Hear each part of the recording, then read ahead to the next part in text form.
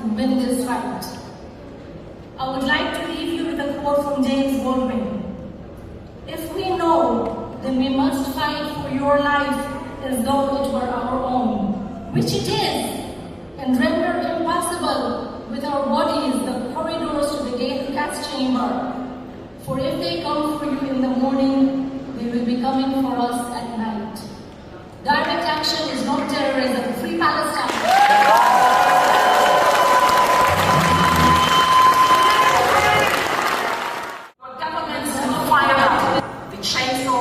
And we must switch them off and consign them to the dustbin of history.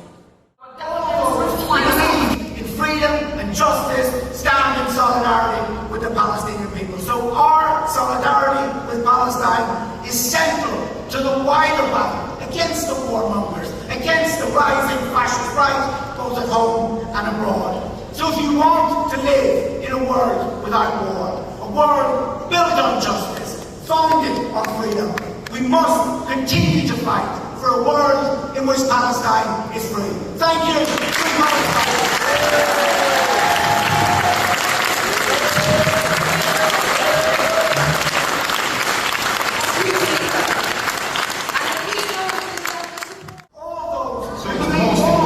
Today is to focus on organization, on organizing the people who still are fighting against the genocide, who still are fighting against the precarious working and living conditions in Italy. So this is important to focus on that. So we have to deepen and radicalize the movement, because the race to the war and to militarization we are facing today, it's not just because there is a full king in the United States or a full queen in Italy. It's because the crisis of capitalism is deep, and the only answer they can give is to deepen also imperialism, to make wars outside of Europe and inside of Europe. So this is important to have clarity also on our theoretical approach to the movement, because it's the fact that the movement was led by the most advanced sector of the working class.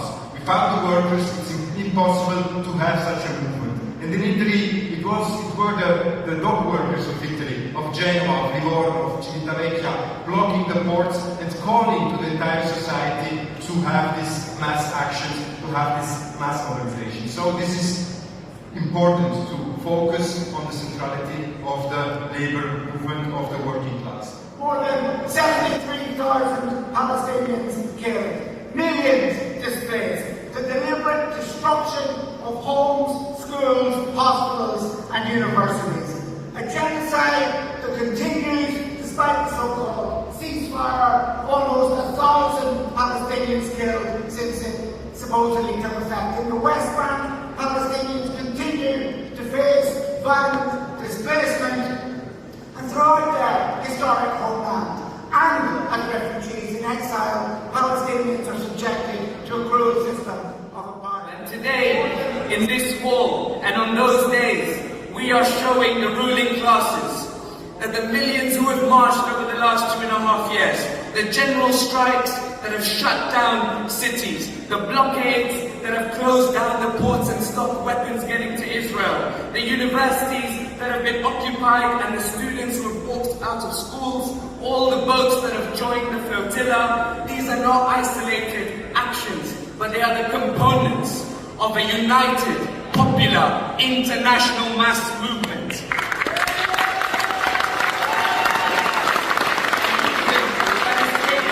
And determined to consign the warmongers, the genocide perpetrators to the dustbin of history where they belong. This is not a moment of despair, because it is precisely at this time when the old order is dying and the new is struggling to be born that we can have the most impact.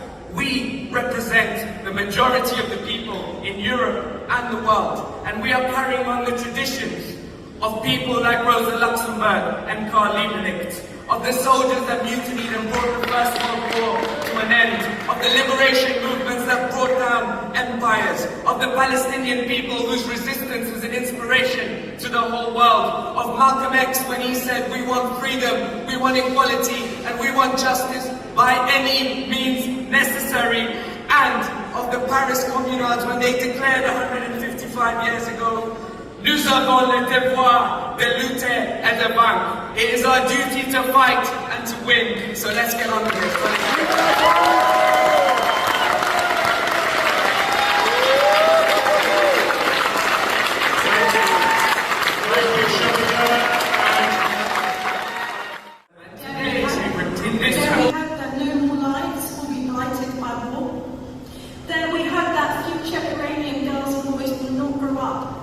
That the Tomahawk missiles may one day come to them. There we hope, even while we mourn the precious children of Minar, murdered by the US. There we hope, just that Iran might be treated like a normal country. There we hope that we might be allowed to breathe, that sanctions might not constrict everything that future generations do. There we hope that our people's minds might not be poisoned by propaganda satellite news channels. There we hope that in 5 years' time, if we mention that we're Iranian, people will respond with their love of our food and our rap music, not cower away from imagined terror. And I answer my question, yes. Yes, we do dare hope. Iran's resistance, Iran's enormous strength of spirit allows us to dare to hope. And if we Iranians can hope, even after 47 years of strangulation and murder by the world superpower, then all of the people of the global south can hope as well. Our cousins in Cuba can hope, our sisters and brothers in Lebanon can hope, and our beloved Palestinians can hope. Conference, we dare to hope. Long live Iran, long live Cuba, long live Lebanon, and long live Palestine.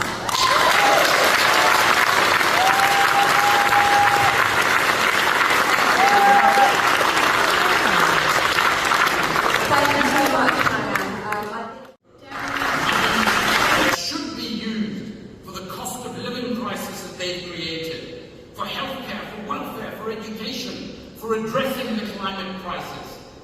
Let us be clear.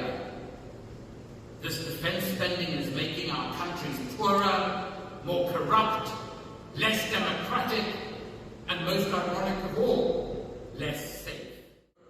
Money that as the working class, you have to tighten your belts while defense companies celebrate record profits and push further 250,000 people, including 50,000 children, into poverty by the end of the decade. So we ask a very simple question. Why is there always money for war and never enough money for the poor?